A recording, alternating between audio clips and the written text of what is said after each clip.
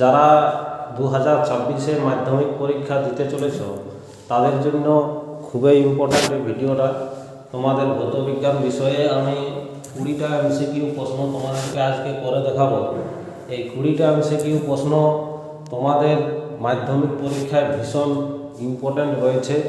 তো প্রশ্নগুলি প্রতিটা অ্যান্সার অর্থাৎ প্রতিটা প্রশ্ন আমার এখানে এমসিকিউ টাইপ রয়েছে এবং প্রতিটা প্রশ্নে অ্যান্সার ডিটেলস তোমাদের কিভাবে হচ্ছে, যে প্রশ্নটার অ্যান্সার কিভাবে হবে সেটা ডিটেলস একদম ফুল কনসেপ্ট আমি তোমাদের এই ভিডিওর মাধ্যমে দেওয়ার চেষ্টা করব।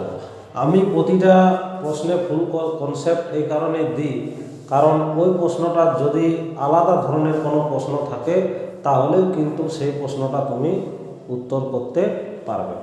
ঠিক আছে, তো চলো বন্ধুরা, আজকে আমি এই ভিডিওটি শুরু করছি। এখানে ফার্স্ট প্রশ্ন রয়েছে যে এসটিপিতে 5.6 লিটার অক্সিজেন গ্যাসের ভর কত হবে। ঠিক আছে, এখানে তোমরা দেখতে পাচ্ছ অপশান দেওয়া রয়েছে। তো আমরা প্রথমেই দেখে নেব, আমরা একটা সূত্র জানি, যে সূত্রটা হচ্ছে কি, যে 22.4 লিটার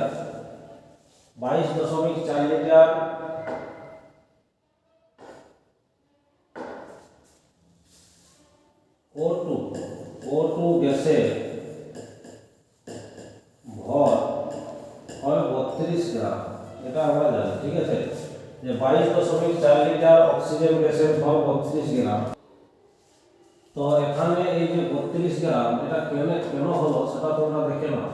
কারণ অক্সিজেন মানে হচ্ছে অক্সিজেনের হয় 16। ঠিক আছে, একটা অক্সিজেন পরমাণুর ভর হয় 16 গ্রাম। এখানে O2 রয়েছে, তাহলে 16 × 2 = 32 গ্রাম।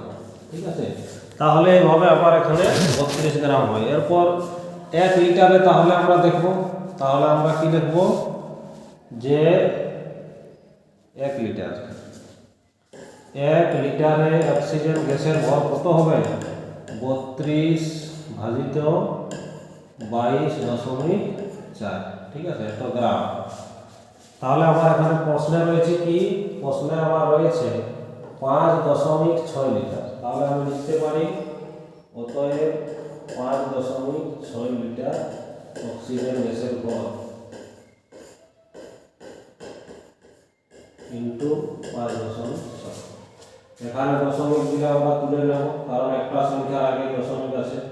এরপর যদি আমরা কাটাকাটি করি তাহলে এখানে দেখতে পাচ্ছ যে 4 দিয়ে কাটা যাবে। ঠিক আছে, 4 আর 4 8 32, তাহলে কত হবে 8 গ্রাম। তাহলে সঠিক অ্যান্সার হবে কত, 8 গ্রাম। তাহলে এখানে অপশন বি হবে তোমাদের সঠিক উত্তর। ঠিক আছে, তাহলে এসটিপিতে 5.6 লিটার অক্সিজেন গ্যাসের ভর কত হলো, 8 গ্রাম। ঠিক আছে, এরকম ভাবে করো। আর এখানে তোমাদের আরেকটা কথা বলে রাখি, যে এসটিপি এবং এনটিপি এই দুটার ক্ষেত্রেই কিন্তু এই 22.4 লিটার যে কোনো গ্যাসের ক্ষেত্রে তার যে আণবিক ভর সেটাই কিন্তু হয়। ঠিক আছে, তো এই এনটিপির একটা প্রশ্ন তোমাদের আছে, এই ভিডিওতেই আছে শেষের দিকে। তো সেটা তো তোমাদেরকে সেটা প্রশ্নটাতে আমি বুঝিয়ে দেবো যে কীভাবে হচ্ছে। নেক্সট তোমাদের প্রশ্ন রয়েছে কোনটির উপর ধাতুর পরিবাহিতাঙ্ক নির্ভর করে। অর্থাৎ ধাতুর পরিবাহিতাঙ্ক যদি আমরা দেখি তাহলে এখানে তোমাদের দেওয়া রয়েছে যে ABCD। তো এখানে কোনটির উপর ধাতুর পরিবাহিতাঙ্ক নির্ভর করে। তো এখানে প্রশ্নের অ্যান্সার হবে অপশন সি, উপাদানের প্রকৃতি। ইলেকট্রনের উপর, ইলেকট্রন, প্রত্যেকটি পদার্থে যে ইলেকট্রন কণা থাকে তার উপর নির্ভর করে পরিবাহিতাঙ্ক ধাতু।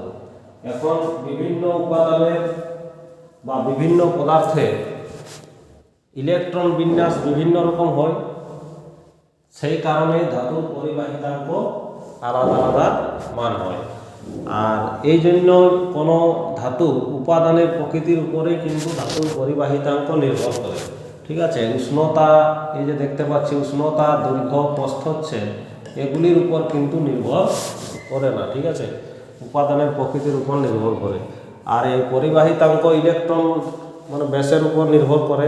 বিভিন্ন যে ইলেকট্রন রয়েছে আমাদের, যেমন বিভিন্ন ক্ষেত্রে ইলেকট্রন তোমাদের বিন্যাস বিভিন্ন পদার্থের বা বিভিন্ন পরমাণুর বিভিন্ন রকম হয়, সেই কারণে ধাতুর পরিবাহিতাঙ্ক উপাদানের প্রকৃতির উপর নির্ভর করে।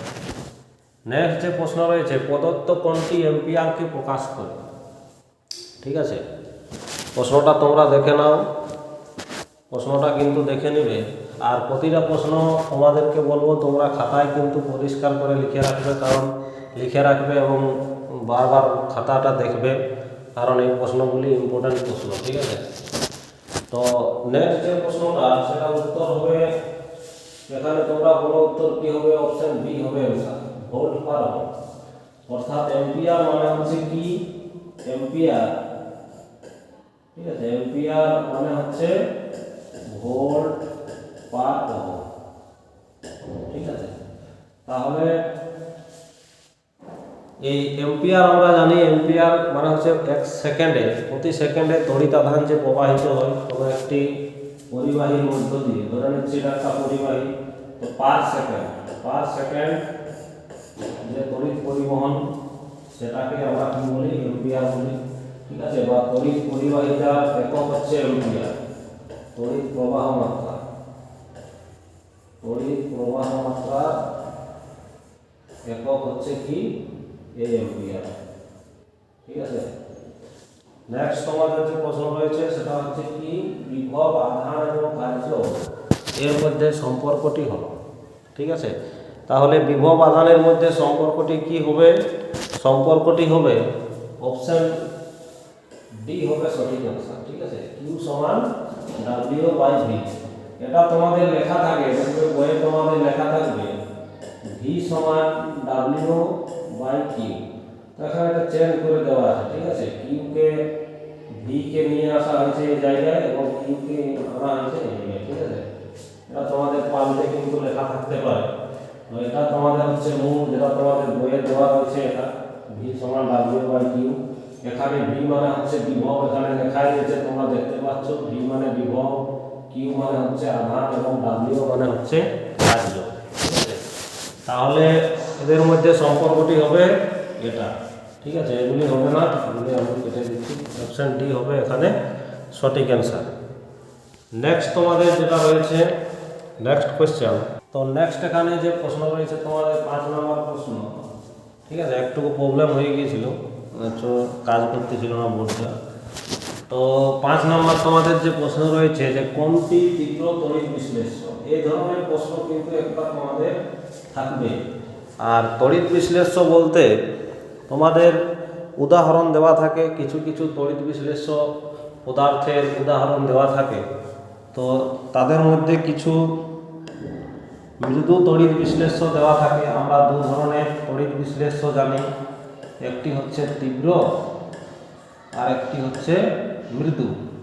তো এগুলির কিছু উদাহরণ তোমাদের বইয়ে দেওয়া আছে। আর এখানে যে অপশনগুলি দেওয়া রয়েছে সেগুলির মধ্যে তোমরা দেখতে পাচ্ছ CH3 COOH, ঠিক আছে, H2CO3 CH3 COONA এবং HCOOH। ঠিক আছে, তো এই অপশনগুলির মধ্যে এখানে তোমাদের তীব্র তড়িৎ বিশ্লেষ্য হবে CH3 COONA। ঠিক আছে, অর্থাৎ এটির নাম হচ্ছে সোডিয়াম অ্যাসিটেট। সোডিয়াম অ্যাসিটেট, ঠিক আছে, সোডিয়াম অ্যাসিটেট। তো এখানে কি হয়, এই সোডিয়াম অ্যাসিটেট অর্থাৎ CH3 COONA, এটা CH3 COO- এবং Na প্লাসে ভেঙে যায়। এটা কিন্তু তাড়াতাড়ি ভাঙে। ঠিক আছে, এটা কিন্তু তাড়াতাড়ি ভাঙে। আর বাকি যেগুলি রয়েছে এগুলি কিন্তু তাড়াতাড়ি ভাঙে না, সে কারণে এগুলো তীব্র তড়িৎ বিশ্লেষ্য নয়। এখানে সোডিয়াম অ্যাসিটেট, এটা ইম্পর্টেন্ট প্রশ্ন আছে, তোমরা খেয়াল রাখবে। নেক্সট যে তোমাদের প্রশ্ন রয়েছে সেটা হচ্ছে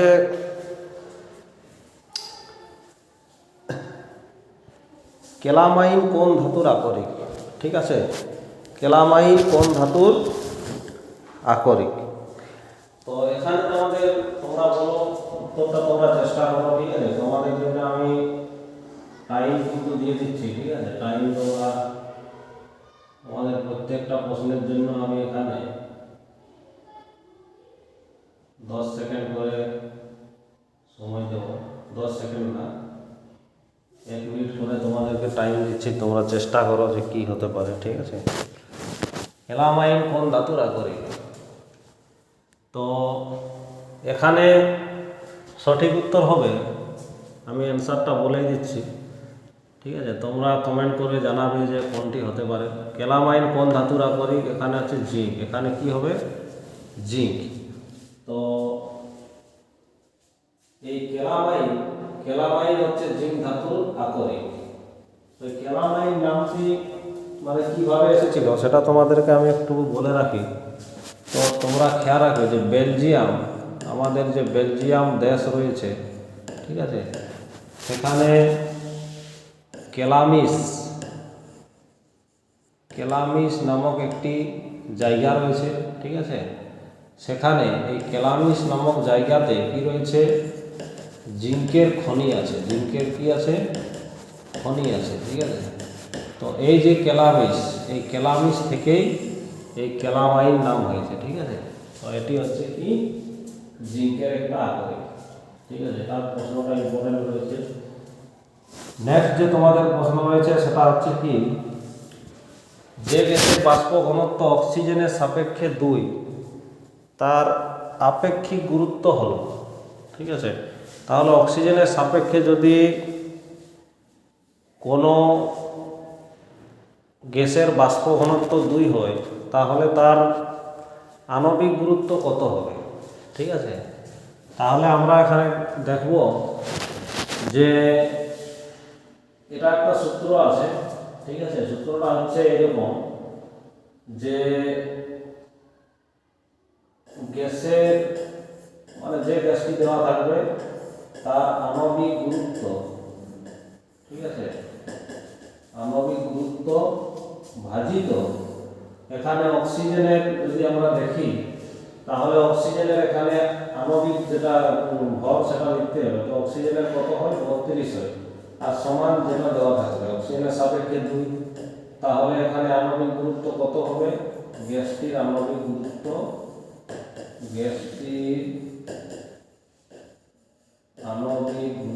সমান কত হবে? 2 × 32। অতএব 32 × 2 64 একক হবে গ্রাম বা মোল, ঠিক আছে।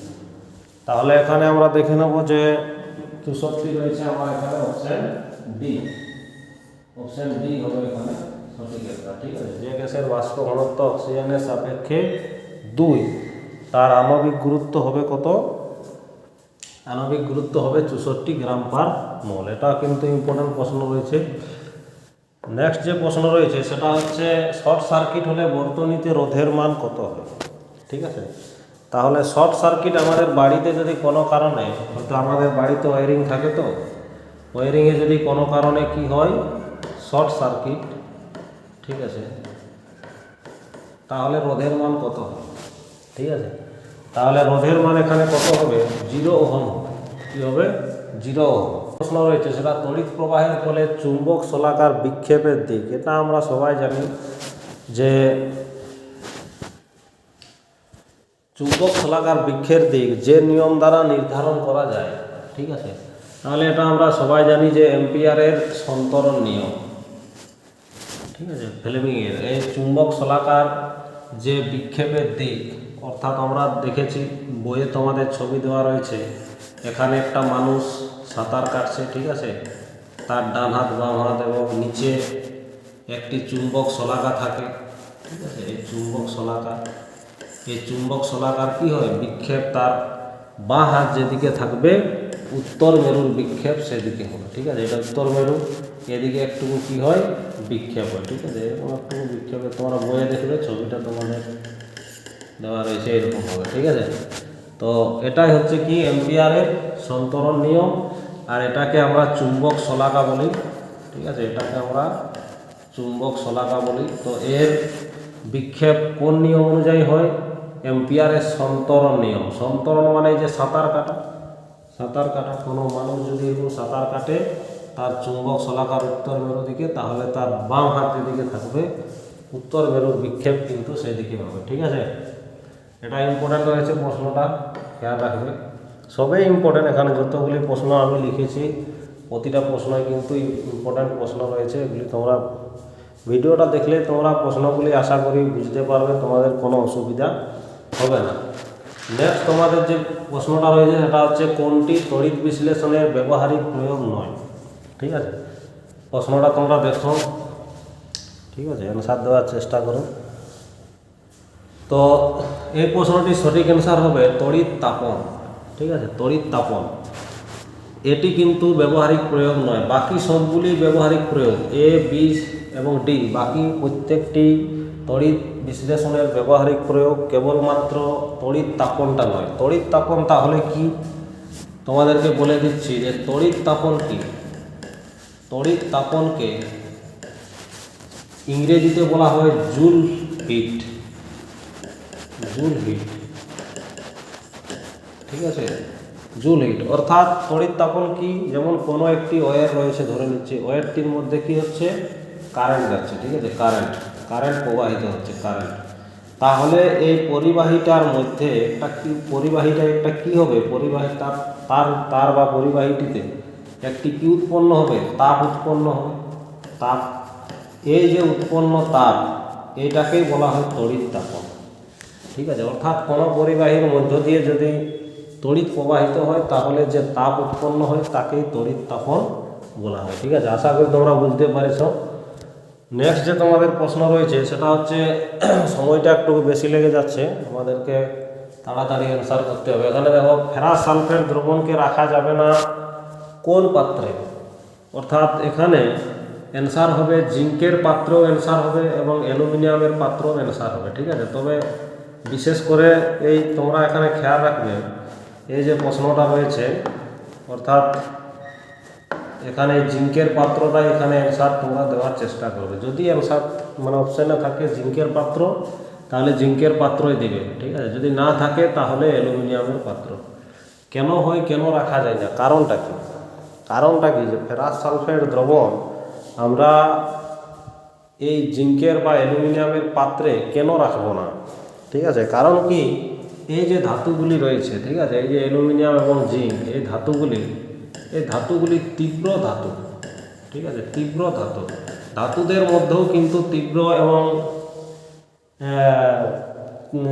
ধাতু এবং কি থাকে, মৃদু, তীব্র মৃদু, এদের মধ্যে ধাতুদের মধ্যেও থাকে। ওটা কেন হয়? কারণ এই অ্যালুমিনিয়াম এবং জিঙ্ক, এই ধাতুগুলি তাড়াতাড়ি কিন্তু কি হয়, রিয়াকশন ঘটায়। ঠিক আছে, তাহলে এখানে যদি আমরা একটা পাত্র, জিঙ্কের পাত্রে যদি আমরা রাখি, কি রাখি, ফেরাস সালফেট, ঠিক আছে, FeSO4, তাহলে কি হবে জানো, এই যে Fe3+, ঠিক আছে, বা 2+, ফেরাস মানে হচ্ছে 2+ হবে। তাহলে এই Fe2+কে কি করে, এই জিঙ্কের থেকে এই লোহার বদলে জিঙ্ক গিয়ে সালফেটের সাথে যোগ হয়। এর ফলে কি হয়, এই যে জিঙ্কের পাত্রটা, এই জিঙ্কের পাত্রটা কি হয়, ক্ষয় হতে থাকে। লোহার থেকে জিঙ্ক এক তীব্র ধাতু, সেই কারণে জিঙ্কের বদলে সালফেটের সাথে জিঙ্ক ধাতু দিয়ে যোগ হতে থাকে এবং কি তৈরি করতে থাকে, জিঙ্ক সালফেট। ঠিক আছে, জিঙ্ক ZnSO4, এই কারণে জিঙ্কের পাত্রটা ক্ষয় হয়। ঠিক আছে, তো যদি জিঙ্ক থাকে জিঙ্ক দাগ দিবে, যদি না থাকে তাহলে অ্যালুমিনিয়াম হবে। ঠিক আছে, কারণ অ্যালুমিনিয়ামের থেকে জিঙ্কের কিন্তু কি বেশি, জিঙ্ক বেশি তীব্র ধাতু অ্যালুমিনিয়াম থেকে। ঠিক আছে, নেক্সট যে প্রশ্ন রয়েছে সেটা হচ্ছে, একটি গ্যাসের বাষ্প ঘনত্ব 8.5, এনটিপিতে 17 গ্রাম। ওই যে আমি প্রথমে তোমাদেরকে বলেছিলাম যে একটা প্রশ্ন রয়েছে এনটিপি নিয়েও একটা প্রশ্ন রয়েছে, সেটা আমি তখনই বলেছিলাম যে এনটিপি এবং এসটিপি একই জিনিস। তো কী করে আমরা দেখব, এখানে বাষ্প ঘনত্ব 8.5, এরকম প্রশ্ন আগের ভিডিওতেও রয়েছে। আগেও আমি তোমাদের এর আগের যে ভিডিওটা রয়েছে সেখানেও তোমাদের 20টা আমি ভৌতবিজ্ঞানের প্রশ্ন করিয়েছি, সেগুলি দেখবে, সেগুলিও কিন্তু মাধ্যমিকে ইম্পর্ট্যান্ট রয়েছে। তো আমাদের এখানে একটা সূত্র আছে, সেটা হচ্ছে কি, M = 2D। অর্থাৎ 2 ইন্টু ডি এর মান এখানে দেওয়া রয়েছে 8.5 অর্থাৎ 17। ঠিক আছে, এম এর মান আমরা কত পেলাম? 17। 17 কি যে গ্রাম, এটা আণবিক ভর, আণবিক গুরুত্ব, যদি এটাকে আমি গ্রামে প্রকাশ করি তাহলে 17 গ্রাম। ঠিক আছে, তাহলে প্রশ্নতে বলাই আছে যে 17 গ্রাম ভরের ওই গ্যাসের আয়তন কত হবে। তাহলে এনটিপিতে আমরা জানি যে কি, এনটিপিতে বা এসটিপিতে যে কোনো গ্যাসের কি হয়, মানে তার যে আণবিক ভর, ঠিক আছে, তার হয় কত, আয়তন কত হয় 22.4 লিটার। ঠিক আছে, তাহলে এখানে 17 গ্রাম, মানে যদি এখানে তোমাদেরকে বলি যে গ্যাসটা কি হবে, তো 17 গ্রাম দেখো তোমরা এখানে গ্যাসটা হবে NH3, নাইট্রোজেনের 14, হাইড্রোজেনের জন্য 3, তাহলে 14 3 17 গ্রাম। ঠিক আছে, তাহলে অ্যামোনিয়া গ্যাসের আণবিক ভর হচ্ছে কত? 17। যেমন আমরা জানি এখানে যদি বলা হতো তাহলে কত হবে 22 এখানে যদি বলা হতো 22.4 লিটার, যে অক্সিজেনের ভর কত, তখন হবে কত? যদি অক্সিজেন বলছি, সরি, এখানে তোমাদের যদি বলা হতো যে NH3 অর্থাৎ অ্যামোনিয়া NH3 ভর কত, যদি ভরটা দেওয়া থাকতো 22.4 লিটার, তখন আমরা লিখে দিতাম 17 গ্রাম। ঠিক আছে, কারণ উল্টা প্রশ্নটা দেওয়া রয়েছে, দেখো উল্টা প্রশ্ন। তাহলে এখানে কি হবে? অপশন কত হবে? অপশন নাম্বার হবে বি হবে এখানে সঠিক অ্যান্সার। ঠিক আছে, 22.4 লিটার। বোঝার চেষ্টা করবে, বিশেষ কিছু নেই এখানে, এর সমান পুঁজি, এটা তোমাদেরকে মনে রাখতে হবে। আর ওই যে একটা সূত্র রয়েছে 22.4 লিটার যে কোনো গ্যাসের ক্ষেত্রে ভর, তার আণবিক যে ভর সেটাই। ঠিক আছে, তাহলে এখানে নেক্সট প্রশ্ন রয়েছে, তাপ পরিবহন হয় কিসের পার্থক্যের জন্য? তাপ পরিবহন, ধরে নিচ্ছে এখানে একটা লোহার কোনো দণ্ড রয়েছে, তো তাপ পরিবহন এই অংশ থেকে এই অংশের তাপ কখন পরিবহন হবে? যখন এই অংশের টেম্পারেচার আমি ধরে নিচ্ছি T1, এই টেম্পারেচার T2, যখনই T1 গ্রেটার দেন T2 হবে, তখনই কিন্তু তাপ এদিক থেকে এদিকে পরিবহন হবে। তাহলে কেবলমাত্র উষ্ণতার পার্থক্যের জন্য কি হয়? তাপ পরিবহন হয়। ঠিক আছে, সোজা প্রশ্ন ছিল। নেক্সট যে প্রশ্ন হচ্ছে, বিওটি কোন রাশির পরিমাপের জন্য ব্যবহার করা হয়? বিওটি একক, এখানে বিওটি একক মনে রাখবে তড়িৎ শক্তি। বিওটি একক আমরা জানি, বিওটি, ঠিক আছে, বিওটি একককে আমরা কি বলি? বোর্ড অফ ট্রেড ইউনিট, ঠিক আছে, বা এটাকে এটাই হচ্ছে বোর্ড অফ ট্রেড ইউনিট। ঠিক আছে, এটা কিসের জন্য? তড়িৎ শক্তি পরিমাপের জন্য ব্যবহার করা হয়। এটা তড়িৎ চ্যাপ্টারে আছে, এটি নিয়ে অঙ্ক তোমাদের পরীক্ষায় থাকে, সেগুলি আমি পরে অন্য ভিডিওতে আলোচনা করব। বার্লোর চক্রে কোন শক্তি কোন শক্তিতে রূপান্তরিত হয়? ঠিক আছে, তো এখানে বার্লোর চক্রটা আমি যদি তোমাদেরকে দেখাই, বার্লোর চক্র তোমরা পড়েছ, এরকম ছবিটা তোমরা বইয়ে দেখবে, এই ধরনের ছবিটা থাকে। ঠিক আছে, বার্লোর চক্র, এখানে একটা চক্র থাকে। ঠিক আছে, চক্রটা এরকম হবে, আমি ঠিক আছে যে কোনো একটা আগে ধরে নিচ্ছি, এরকম একটা চক্র থাকে। ঠিক আছে, এখানে একটি পাটাতন থাকে। ঠিক আছে, আর ওখানে কানেকশন করা থাকে। ঠিক আছে, প্লাস মাইনাস এখানে তড়িৎ দিয়ে কানেকশন করা থাকে। ঠিক আছে, আর এখানে একটা গর্ত থাকে, এই গর্তটিতে একটি ধাতু ব্যবহার করা হয়। ঠিক আছে, কোন ধাতু ব্যবহার করা হয় সেটা কিন্তু তোমরা কমেন্টে জানাবে। এটা কিন্তু তোমাদের জন্য প্রশ্ন থাকলো যে কোন ধাতু, এই যে বার্লোর চক্রে এখানে একটা গর্ত থাকে, সেই গর্তটাতে কোন ধাতু ব্যবহার করা হয়। ঠিক আছে, এটা তোমরা কিন্তু আমাকে কমেন্টে জানাবে। ঠিক আছে, তো এরকমভাবে বার্লোর চক্র, তো এই বার্লোর চক্রে কোন শক্তি কোন শক্তিতে রূপান্তরিত হয়? এটা হবে অপশন এ সঠিক অ্যান্সার, তড়িৎ শক্তি যান্ত্রিক শক্তিতে। Important question. ঠিক আছে, খেয়াল রাখবে। নেক্সট যে প্রশ্ন রয়েছে সেটা হচ্ছে, তীব্র তড়িৎ বিশ্লেষ্য কোনটি? আবারও একটি ওই ধরনের প্রশ্ন, এগুলি থাকে তীব্র তড়িৎ বিশ্লেষ্য বা মৃদু তড়িৎ বিশ্লেষ্য। এটার কিন্তু একটা প্রশ্ন তোমাদের থাকবে এমসিকিউ। ঠিক আছে, তো এমন ধরনের দেয় এই যে যৌগগুলি রয়েছে, যৌগগুলি এমন এমন যৌগ দিবে যেগুলি তোমাদের আর কি ডাউটের মধ্যে থাকবে, ঠিক আছে। যে অপশান এ হবে না বি হবে, এটা তোমাদের কনফিউশন থাকবে একটা, ঠিক আছে। তো এই ধরনের কনফিউশন ধরনের তোমাদের প্রশ্ন দেওয়া থাকে, একেবারে একদম সঠিক তোমাদের দেওয়া থাকবে না। তো তীব্র তড়িৎ বিশ্লেষ্য এখানে হবে NH4Cl, বাকিগুলি কিন্তু হবে না। এই যে অ্যামোনিয়াম হাইড্রোক্সাইড, ঠিক আছে, H3BO3CO CH3C double acidic acid, এগুলি কিন্তু হবে না। এখানে হবে কি অ্যামোনিয়াম ক্লোরাইড, ঠিক আছে, অ্যামোনিয়াম ক্লোরাইড। নামগুলা কিন্তু তোমাদেরকে খেয়াল রাখতেই হবে, কারণ নামের সাথে সংকেত খুবই গুরুত্বপূর্ণ এবং সংকেতের নাম জানা এটা খুবই ইম্পর্ট্যান্ট, ঠিক আছে। ভবিষ্যতে যদি তুমি 11-12 যদি সায়েন্স নিয়ে পড়ো, ঠিক আছে, তাহলে কিন্তু এগুলি খুবই গুরুত্বপূর্ণ জিনিস, ঠিক আছে। যদি সায়েন্স স্ট্রিম নিয়ে তুমি পড়ো তাহলে তোমার কাজে লাগবে, ঠিক আছে। আর এখানে কি হয়, এই যে NH4Cl, এটা NH4 প্লাস Cl মাইনাস, এটাই কিন্তু ভেঙে যায়, ঠিক আছে, এবং খুব তাড়াতাড়ি ভাঙে, ঠিক আছে, তাড়াতাড়ি ভাঙে। এবং বাকি যেগুলি রয়েছে সেগুলি তাড়াতাড়ি ভাঙে না, ঠিক আছে, সময় নেই। সেই কারণে এগুলির মধ্যে কেবলমাত্র NH4Cl হবে তীব্র তড়িৎ বিশ্লেষ্য পদার্থ। নেক্সট যে প্রশ্ন রয়েছে সেটা হচ্ছে অ্যালুমিনিয়ামের আকরিক। এটা অনেক সোজা প্রশ্ন, ঠিক আছে। অ্যালুমিনিয়ামের আকরিক হবে কি বক্সাইট, ঠিক আছে, বক্সাইট হবে সঠিক অ্যান্সার, বক্সাইট। তো এখানে দেখে অ্যালুমিনিয়ামের আরও অনেক আকরিক রয়েছে, তো এখানে এই বক্সাইটটা হবে কি সঠিক অ্যান্সার।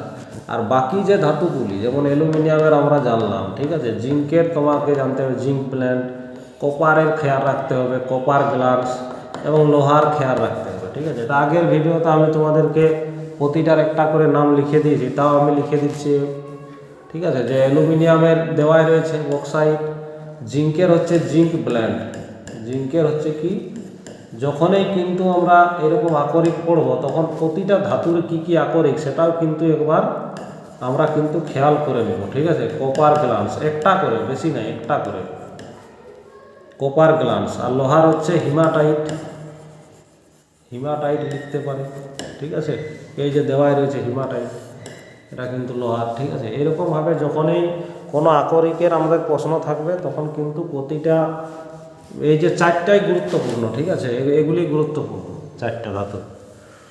নেক্সট যে রয়েছে সেটা হচ্ছে কি লেড নাইট্রেট দ্রবণে H2S গ্যাস পাঠালে যে বর্ণের অধক্ষেপ উৎপন্ন হয় তা হল।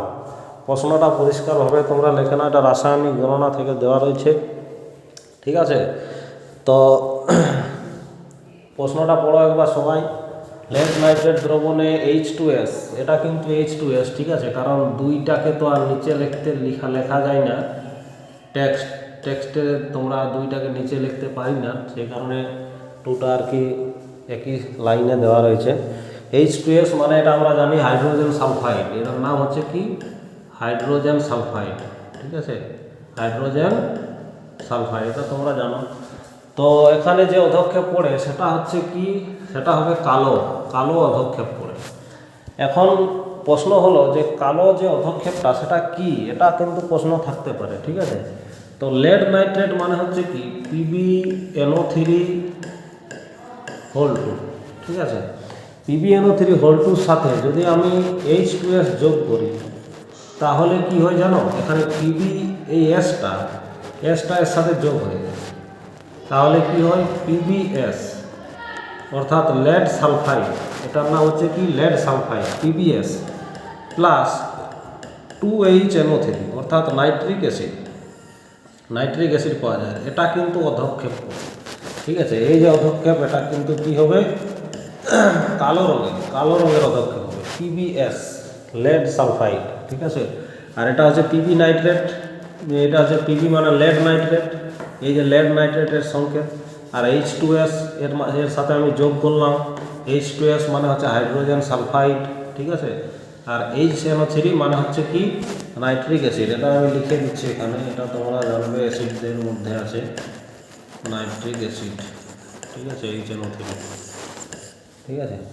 তাহলে এই যে PbS, এই PbSটা হচ্ছে কালো, ঠিক আছে। নেক্সট যে প্রশ্ন রয়েছে সেটা হচ্ছে কি, যে একটা রিঅ্যাকশন দেওয়া রয়েছে, তোমরা দেখতে পাচ্ছ এখানে একটা রিঅ্যাকশন রয়েছে যে C+O2 ইকুয়াল টু CO2, ঠিক আছে। এটা C+O2 বটে, আমি আরেকবার লিখে দিচ্ছি CO2, ঠিক আছে। এই যে বিক্রিয়াটিতে বলা আছে যে 2 মোল CO2 উৎপন্ন করতে কার্বনের প্রয়োজন, ঠিক আছে। তো এখানে আমি একটু ভালো করে লিখছি, ঠিক আছে, কারণ এটা একটু সমাধান টাইপ আছে। C+O2 তীর চিহ্ন CO2, ঠিক আছে। তাহলে এখানে আমরা দেখব এখানে কার্বনের হচ্ছে কত, কার্বনের হচ্ছে 6, কার্বনের হচ্ছে কত, কার্বনের 6 নেই, কার্বনের 6 মানে হচ্ছে কার্বন তো 6, তাহলে হচ্ছে কত, এটা হবে 12 গ্রাম, ঠিক আছে। আর অক্সিজেন হচ্ছে কত, 16 × 2, অক্সিজেন একটা পরমাণু 16, ঠিক আছে, O2 16 দুগুণে 32 গ্রাম। আর এখানে কিন্তু কি কার্বনের হচ্ছে একটা পরমাণু আছে 12 আর এ হচ্ছে 32, মানে কত হবে 44 গ্রাম। এটা কেমনভাবে বার করা হবে, এখানে তোমাদেরকে একটু অনুপরমাণু সম্পর্কে ডিটেলস নলেজ থাকতে হবে, ঠিক আছে। তোমরা চ্যানেলটা সাবস্ক্রাইব করে রাখবে, পেয়ে যাবে। তো সেই ভিডিওটা দেখলে তোমাদের অনুপরমাণু সম্পর্কে একদম ফুল ক্লিয়ার হয়ে যাবে, ঠিক আছে, কোনো কিন্তু কনফিউজ থাকবে না। এখানে কার্বন মানে হচ্ছে কি, তাও আমি একবার বলে দিচ্ছি। এখানে কার্বন হচ্ছে কি, কার্বন হচ্ছে পরমাণু, ঠিক আছে, কার্বনের একটি পরমাণু আছে। অক্সিজেন, এখানে অক্সিজেনের একটি অণু আছে। এটা CO2 কার্বন ডাইঅক্সাইড, এর একটা অণু আছে। CO2 মানে কার্বন ডাইঅক্সাইড এক অণু, ঠিক আছে, এটা যে এক অণু, এর এক অণু, আর ইয়ে আছে এক পরমাণু। এখন কার্বনের 12 হয়, একটা পরমাণুর 12, অক্সিজেনের 16, সেই কারণে আমরা হিসাব করে তোমরা দেখবে, ঠিক আছে, যে এখানে কিন্তু সেইভাবে হয়েছে। এখন এখানে দেখবো যে কত 2 মোল উৎপন্ন করতে, তাহলে এখানে 1 মোল, এই যে 44 গ্রাম মানে হচ্ছে কত, 1 মোল, 44 গ্রাম কার্বন ডাইঅক্সাইড মানে 1 মোল কার্বন ডাইঅক্সাইড। তাহলে 44 গ্রাম আমি লিখতে পারি, 44 গ্রাম, তাহলে 2 মোল মানে কত হবে, 2 × 44 অর্থাৎ 88 গ্রাম, ঠিক আছে। এখানে আমি লিখে নিচ্ছি। তাহলে 44 গ্রাম তৈরি করতে সি প্রয়োজন কত, 12 গ্রাম, ঠিক আছে। তাহলে 1 গ্রাম তৈরি করতে 12/44 গ্রাম। আর আমার বলা আছে কত, 2 মোল কার্বন ডাইঅক্সাইড অর্থাৎ 88 গ্রাম, 88 গ্রাম তৈরি করতে 12/44 × 88, 2 কাটবে, 12 দুগুণে 24 গ্রাম, ঠিক আছে। তাহলে অ্যান্সার হবে কি 24 গ্রাম, এটা হবে সঠিক অ্যান্সার, অপশান সি, ঠিক আছে। তাহলে নেক্সট যে তোমাদের প্রশ্ন রয়েছে সেটা, এটা হচ্ছে শেষ প্রশ্ন। আর তোমাদেরকে আবারও আমি বলে রাখছি যে এই চ্যানেলের ভিডিওগুলি তোমরা যদি বুঝতে পারো, ঠিক আছে, তাহলে কমেন্ট করে জানাবে। আর ভিডিওগুলি কেমন লাগছে, কারণ আমি তো ভিডিও করিনি, এই প্রথম ভিডিও করছি, কেমন লাগছে সেটা তোমরা অবশ্যই জানাবে। আর সাবস্ক্রাইব করে আমাকে চ্যানেলটিকে একটু সাপোর্ট করবে, ঠিক আছে। নেক্সট তোমাদের যে প্রশ্ন রয়েছে, একটি কঠিন পদার্থের ক্ষেত্রফল প্রসারণ গুণাঙ্ক x হলে এর আয়তন কত হবে, ঠিক আছে। তাহলে এটা কিন্তু সঠিক, এই প্রশ্নটাও একটু সোজাই রয়েছে। এখানে এটি অ্যান্সারটি কীভাবে করব তোমরা দেখে নাও। এখানে একটা তোমাদেরকে খেয়াল রাখতে হবে যে দৈর্ঘ্য প্রসারণ, এখানে 3 রকমের জিনিস হয়, ঠিক আছে, 3 রকম। এক হচ্ছে দৈর্ঘ্য প্রসারণ গুণাঙ্ক,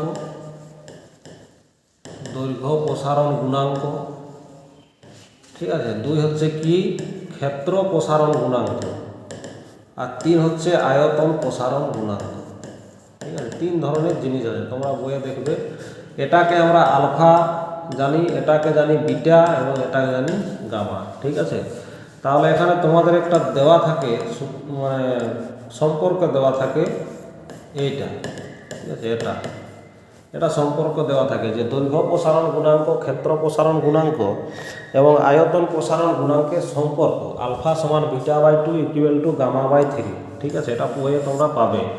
তো এখানে আমার বলা রয়েছে যে ক্ষেত্র আর আয়তন দুটা সম্পর্ক আছে, তাহলে এখান থেকে আমি এই দুটাকে তুলে নেব। ঠিক আছে, দুটাকে তুলে নেব, তাহলে কি হবে β/2 ইকুয়াল টু γ/3। এখন মান কার দেওয়া রয়েছে? ক্ষেত্রফল প্রসারণ গুণাঙ্কের। তাহলে ক্ষেত্রফল প্রসারণ গুণাঙ্ক কি বলে? বিটা। তাহলে x/2 ইকুয়াল টু γ/3। তাহলে 2 গামা সমান কত হবে? 3x, বা গামা সমান হবে কত? 3/2x। তাহলে এটা হবে সঠিক অ্যান্সার। তাহলে এখানে আমরা দেখে নেব এটা অপশন সি হচ্ছে কি সঠিক অ্যান্সার। আয়তন প্রসারণ গুণাঙ্ক গামার মান আমরা এখানে পেয়ে গেলাম। তো আশা করি তোমরা সকল প্রশ্নের ভালো করে অ্যান্সার বুঝতে পেরেছ। তো আমার সঠিক আমি যেটা মনে করি যে প্রতিটা প্রশ্ন যে উত্তর আমি অন্য ভিডিওয় তোমরা দেখেছো যে কি হয় বলে দেয় এটা অ্যান্সার, এটা ABCD। ঠিক আছে, তো কিভাবে প্রশ্নটার উত্তর হলো এবং ফুল কনসেপ্ট যদি তোমার থাকে, তাহলে ধরে নাও এখানে আলাদা কোনো দেওয়া থাকলো প্রশ্নটায়, তাহলে সেটারও অ্যান্সার তুমি কি করতে পারবে যদি তোমার এরকম কনসেপ্ট ফুল থাকে। ঠিক আছে, আর আমি আশা করি যে মনে করি যে পড়াশোনার ক্ষেত্রে কিন্তু ফুল কনসেপ্ট থাকাটাই হচ্ছে বেটার। ঠিক আছে, কারণ আমি মুখস্থ করে কিছু মনে রাখলাম সেটা কিন্তু চিরদিন থাকবে না। কারণ তোমরা জানো জীবন বিজ্ঞানে পড়েছ যে আমাদের মস্তিষ্ক প্রতি 21 দিন অন্তর কী হয়, আমাদের রিফ্রেশ হয়। ঠিক আছে, মোবাইলে যেমন রিফ্রেশ সেরকম, তাই মুখস্থ আমরা কোনো জিনিস রাখতে পারি না, বারবার কিন্তু প্র্যাকটিস করতে হবে। আর তোমাদেরকে কনসেপ্ট ঠিক রাখতে হবে, যে আমার আর মনে রাখতে হবে, আর প্র্যাকটিসে হচ্ছে ম্যান। ঠিক আছে, যত প্র্যাকটিস করবে তত কিন্তু পারবে। তো ভিডিওটি যদি ভালো লাগে অবশ্যই লাইক কমেন্ট করবে এবং চ্যানেলটা সাবস্ক্রাইব করে রাখবে। আমি তোমাদের প্রতিদিন এইভাবেই বিভিন্ন টপিক নিয়ে আলোচনা করব।